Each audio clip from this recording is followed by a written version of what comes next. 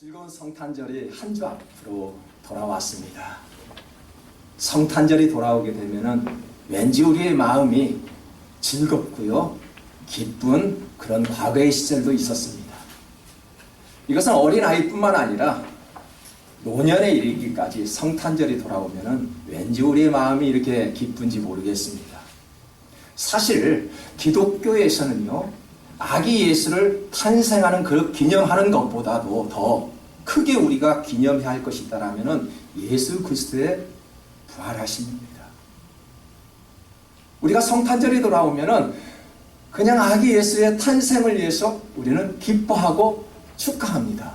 많은 교회가 그렇게 하고 있습니다. 그럼에도 불구하고요, 숨겨진 사실을 우리가 알아야 할 것이 무엇이냐면은 그가 탄생보다는 그리스도의 죽으시고 부활하심을 더욱더 우리가 크게 깊이 생각해야 되지 않을까라는 생각을 합니다. 우리가 부활하여 심판주로 오시는 예수님을 기다리는 마음으로 사실 우리는 대강절을 기다려야 합니다. 대강절이 무엇이죠?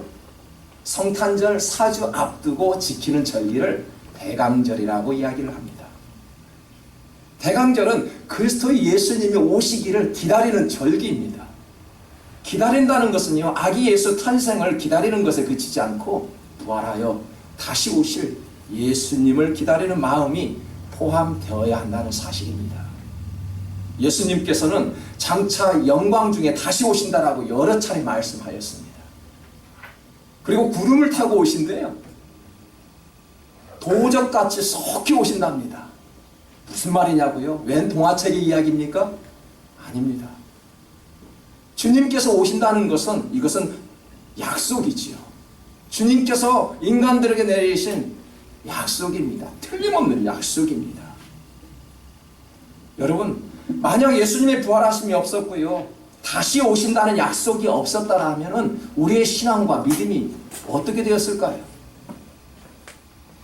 그 부활하심이 없었다라면, 다시 오신다는 약속이 없었다라면 우리의 믿음이 아마 헛것이 될 것이 분명합니다. 그러나 하나님께서는 약속해 주심으로 주님께서 이 세상에 반드시 오신다라고 말씀하셨지요. 요한계시록 22장 7절에 보십시오. 보라, 내가 속히 오리라. 속히 오신대요. 그래서요, 예수를 믿는 사람들이, 그리고 성탄을 기다리는 사람들이 기뻐할 수밖에 없고 예수님을 기다려야 할 이유가 있다면 인간을 위해서 이 땅에 오신 그 예수님 때문에, 우리 죄를 위해 죽었으나 부활하여 다시 오실 예수님을 맞이하는 그런 마음이 있기에 우리는 기뻐할 수밖에 없다라는 것입니다.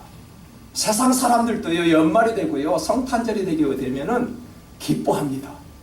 아마 예수를 믿는 사람들보다도 더 기뻐 뛰며 노는 모습을 바라봅니다. 하지만 그리스도인들이 맞이하는 그러한 기쁨과 세상 사람들이 맞이하는 그 기쁨과의 차이는 분명히 있을 것입니다. 여러분들은 어떻게 생각하십니까? 여러분, 그리고 저와 여러분의 가정에서 얻어지는 그런 기쁨, 마음속에서 얻어지는 그 기쁨은 세상에서 주는 그 기쁨과 분명히 다르라는 그런 차이점이 있다는 사실입니다.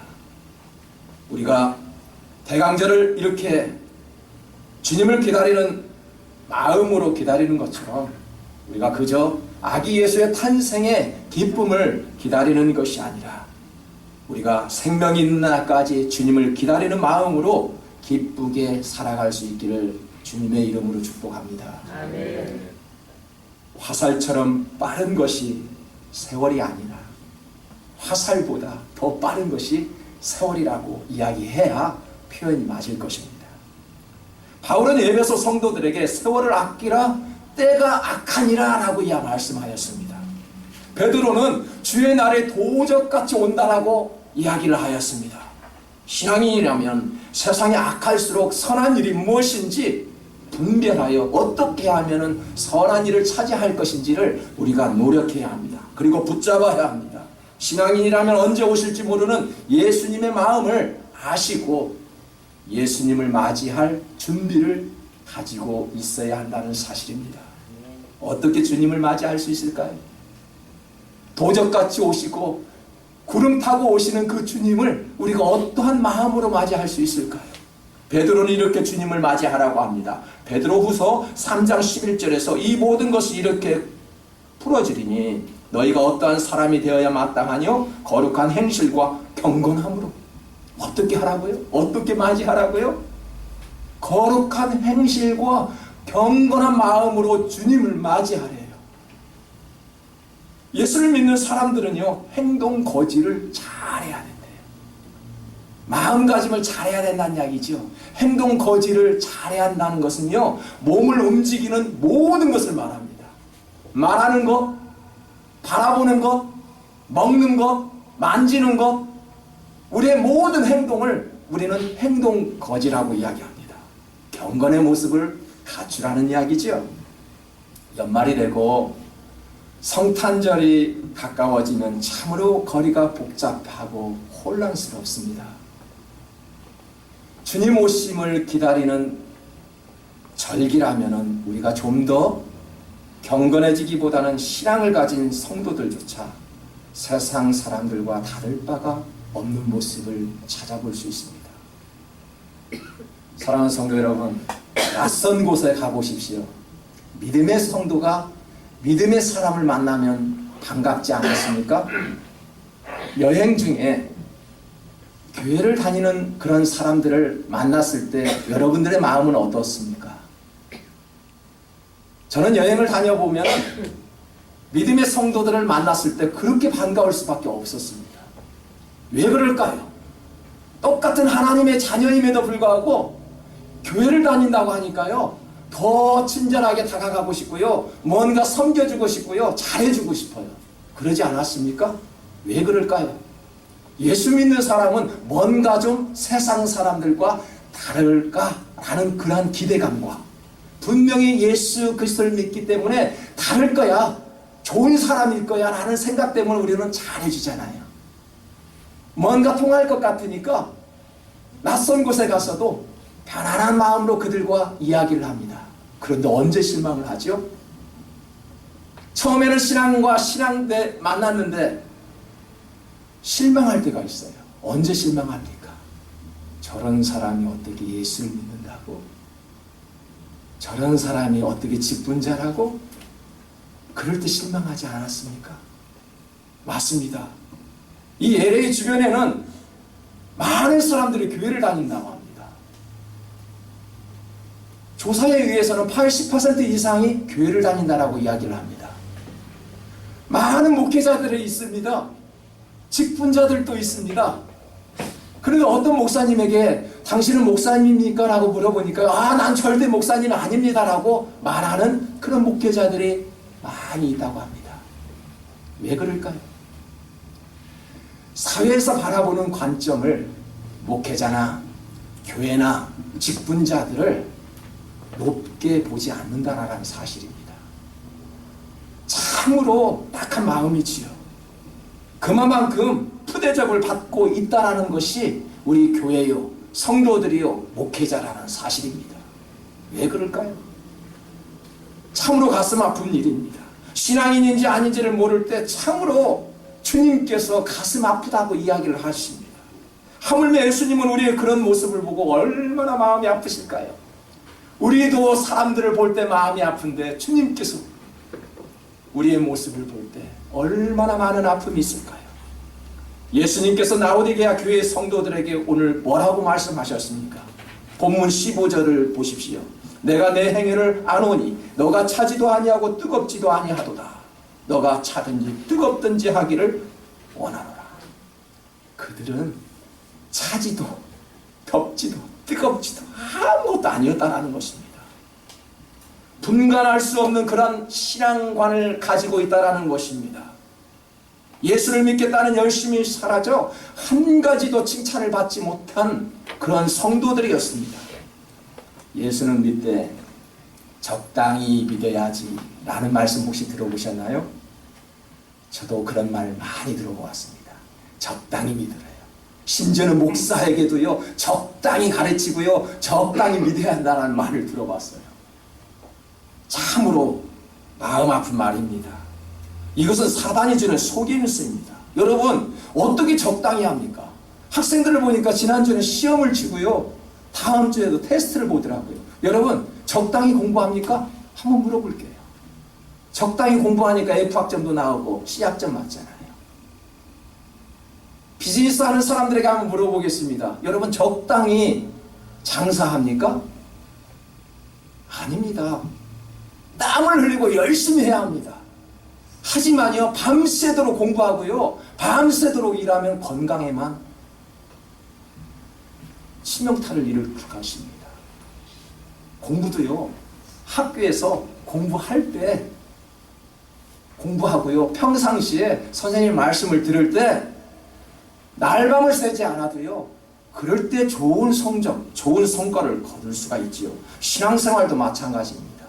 하루 종일 신앙생활 합니까? 하루 종일 기도원에 가서 기도만 합니까?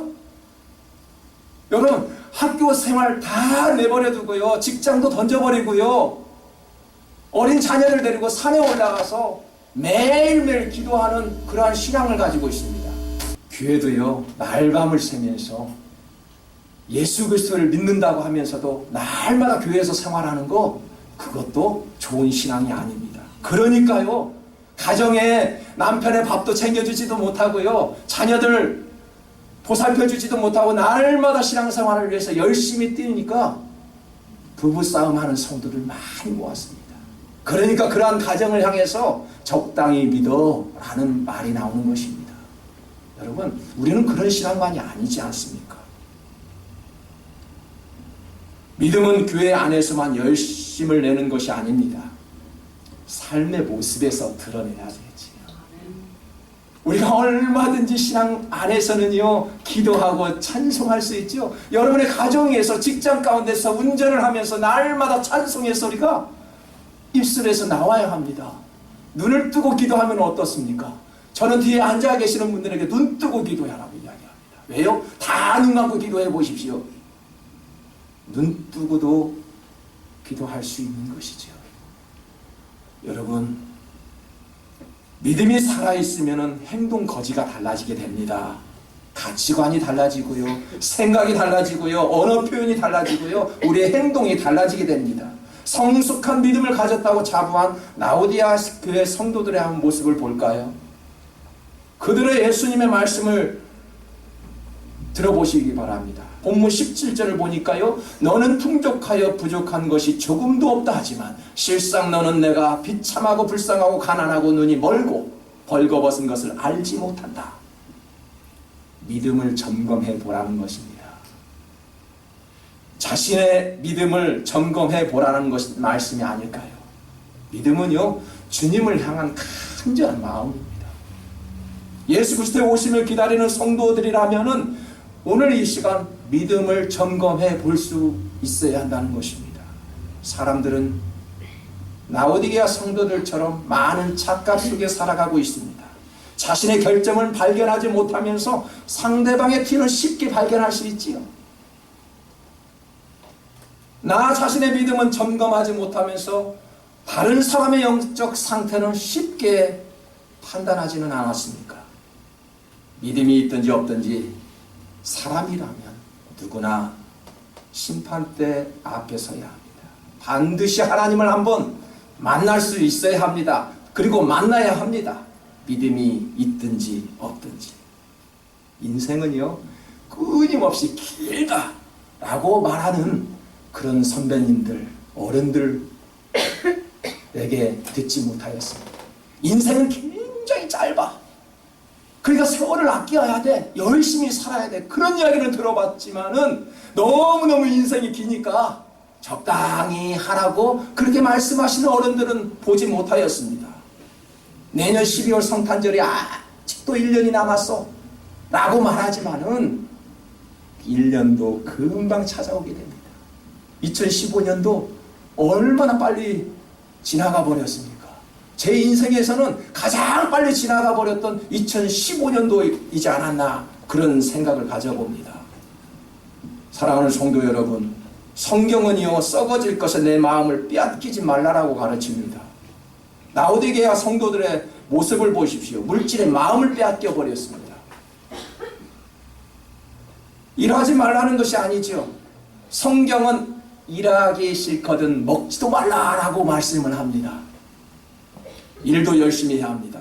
라오디게아는 매우 부유한 그러한 도시였지요.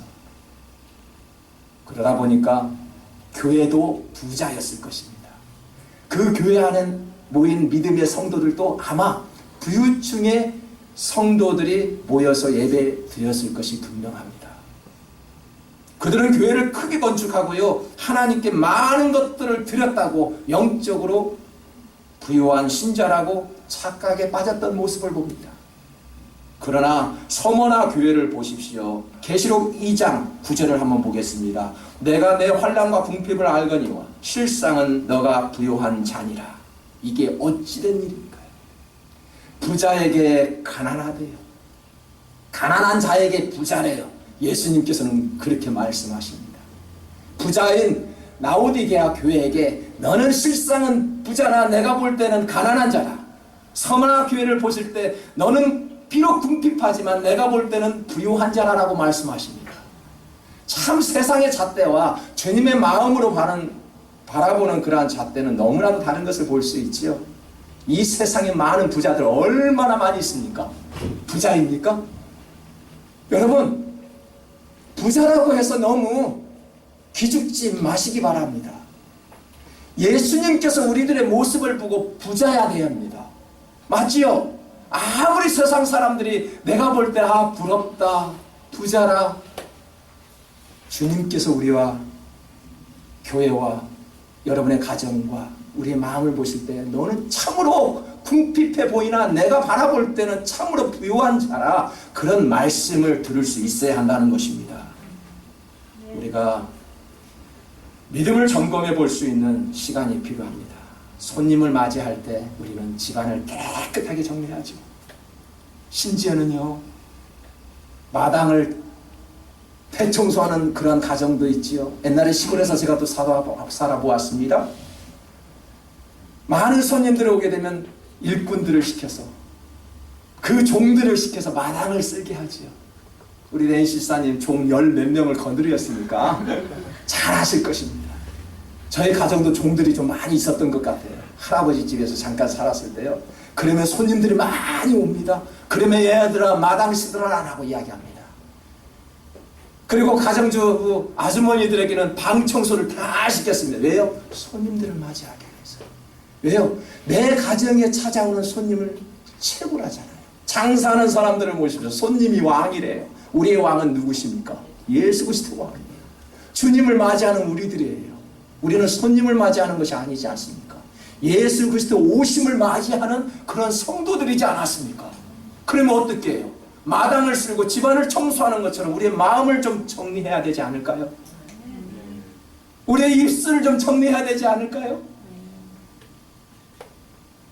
그것이 대강절, 그리스도의 오심을 기다리는 대강절이라는 것입니다.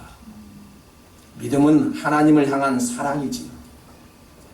사랑을 점검해 보아야 합니다. 주님을 얼마나 사랑하십니까? 히브리서 11장 1절에 보니까 믿음은 바라는 것들의 실상이요 보이지 않는 것들의 증거니 라고 하였습니다. 믿음이란 바라는 것들에 대한 확신이고요, 보지 않아도 믿는 것, 그 사실을 인정하는 것이 믿음입니다.